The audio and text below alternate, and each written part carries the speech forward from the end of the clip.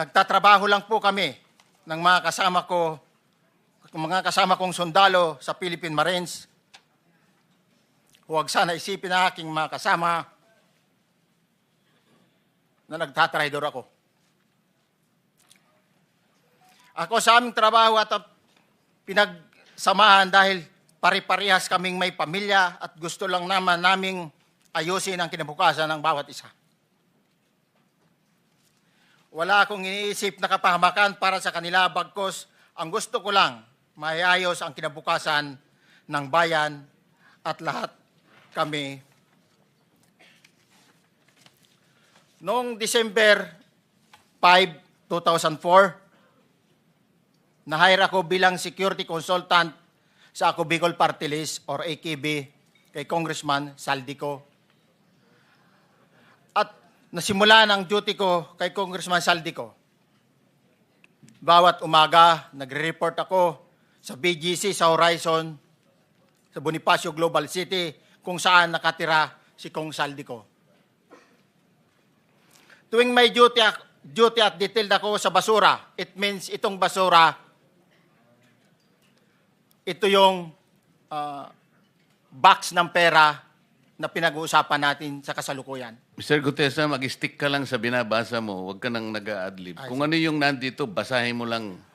Yes, Your Honor.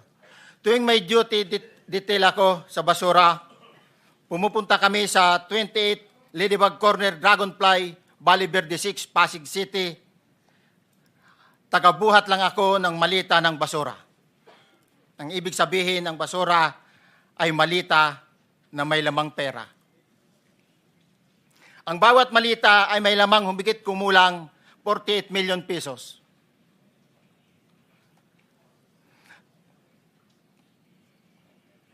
Ang bawat malita ay may post-it na nakadikit na nakasaad kung magkano ang laman ng bawat malita. Tuwing may duty detail sa basura, may pumupunta na tao na magdi-deliver ng basura at nire-receive ni John Paul Estrada at Mark Tiksay.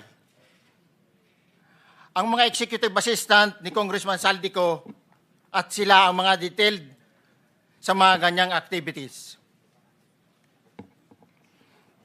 Ang mga nangyayari kapag duty kami sa basura, kalimitang dinadala sa bahay ni Congressman Saldico sa Valle Verde 6 at tinatanggap naman ni Mark at ni Paul.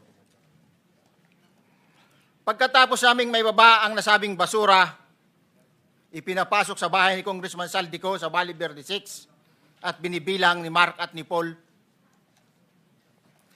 Alam ko na ang laman ng malita ay pera sapagkat nakita ko si Paul na binuksan ang malita at inilabas ang laman para bilangin. Ang isang ehemplo na nagdala ng pera ay si Congressman Eric Yap ng AXIS Party List. 46 na malita ang dala niya sa bahay ni Congressman Saldico sa Valle Verde 6. Pagkatapos mabilang, isinakay namin sa mga sakyang patungo sa Horizon Residence sa Taguig. At dumiretso kami sa basement upang may baba ang nasabing basura. Bago ibaba ang nasabing basura, ito. Merong napuputol sa binabasa mo eh.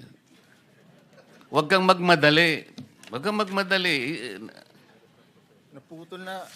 Ulitin mo yung paragraph 20. Wala na akong, hindi ko makita na putol na siya.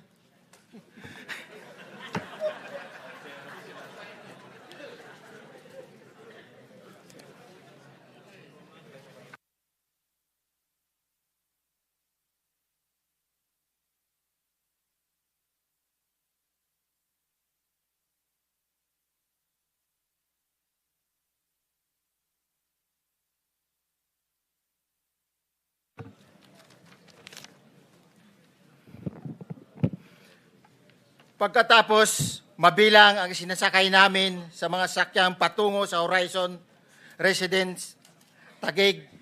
Pagdating sa Horizon Residence, dumidiretso kami sa basement upang maibaba ang nasabing basura at dalhin sa unit ni Congressman Saldico sa 56th floor sa nasabing lugar kung saan siya nakatira.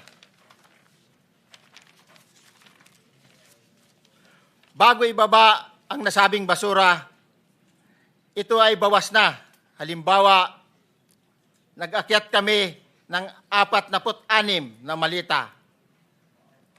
Ibababa lamang namin ay 35 malita para i-deliver sa bahay ni House Speaker Martin Romualdez sa 42 McKinley Street, Taguig. Ang labing isang malita ay naiwan sa taas ng 56th floor sa Horizon Residence.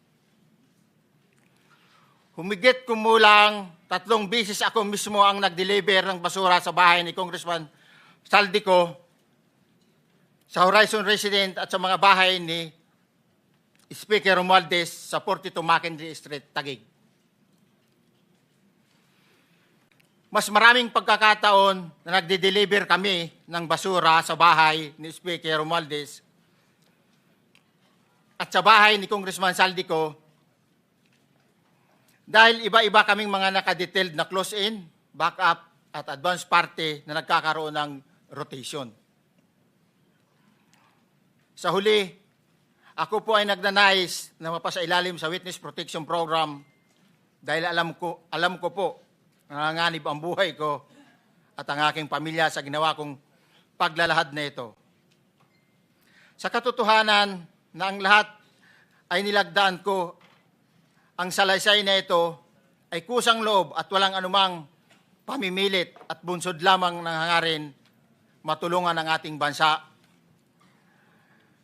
Ito po ay nilagdaan ko